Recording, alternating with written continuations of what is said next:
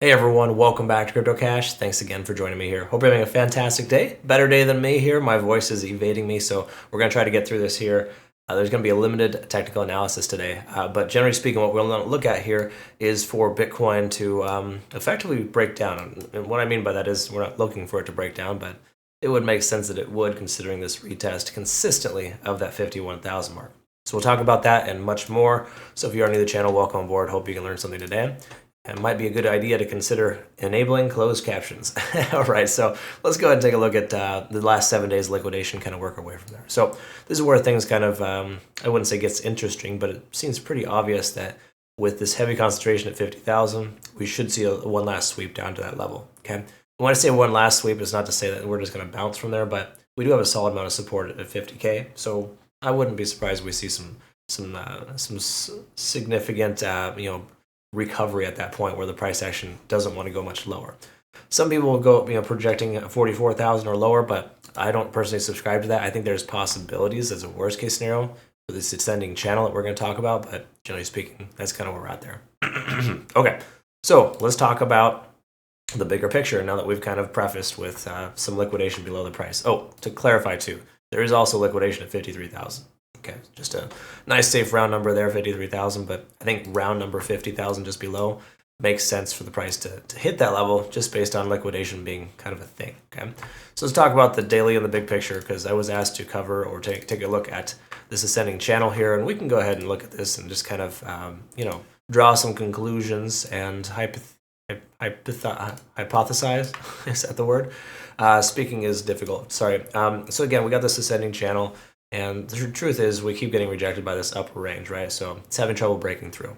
A lot of times when you have a channel like this, the price will average itself out to the center line and or break down below if it doesn't bounce off the mid-range. So at this point here, we can kind of summarize that 48,600 as a worst case scenario would be the place in which the price would bounce if it pulls back to that level. Okay. Again, emphasis on the word if.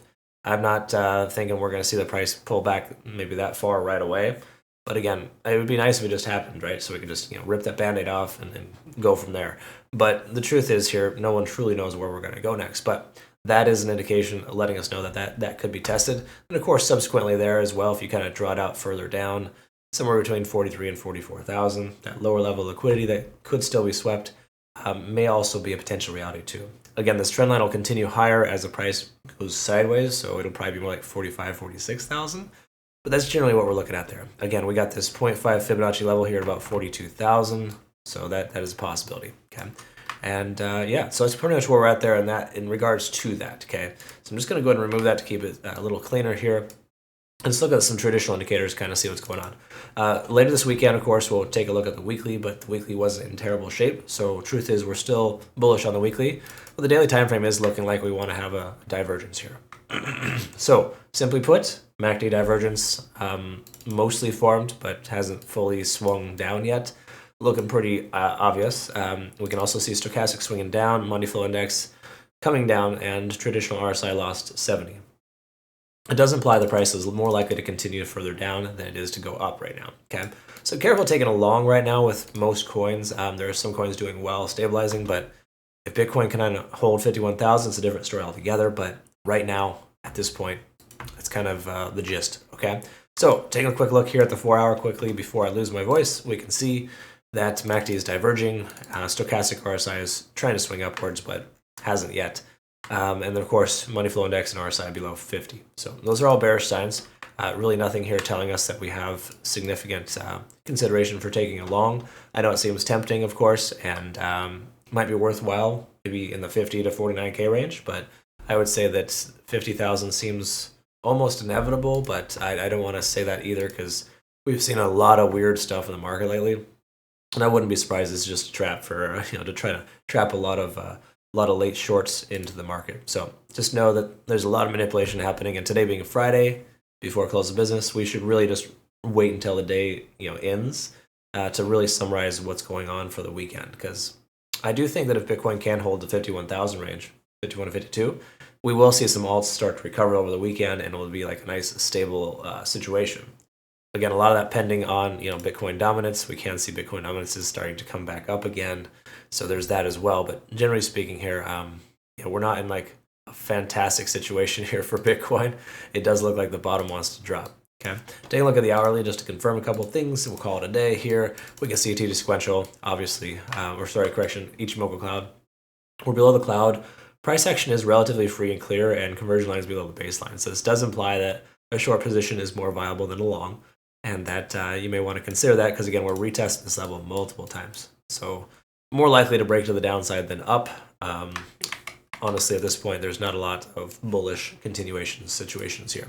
So if you have longs open for whatever reason, feel free to maybe consider closing some of those positions. Price action should continue to drop. I might actually just close our Atom trade here since now that we're getting closer to our break even.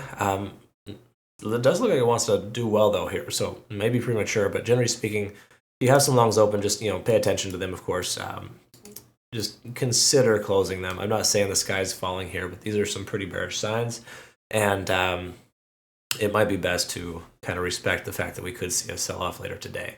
Again, I don't like to kind of say that, generally speaking, and I don't attach myself to being bullish or bearish, but I can tell you we're seeing more lines here, or more indications that the price is going to pull back, rather. Okay, so that's kind of where we're at. All in all, not fantastic to the upside, more likely to swing down. I would say, generally speaking, 50,000 seems like a decent pivot point, just based on that being kind of a psychological number for a lot of folks. And then, of course, subsequently, the 47 to 48K range has a possible, pullback there.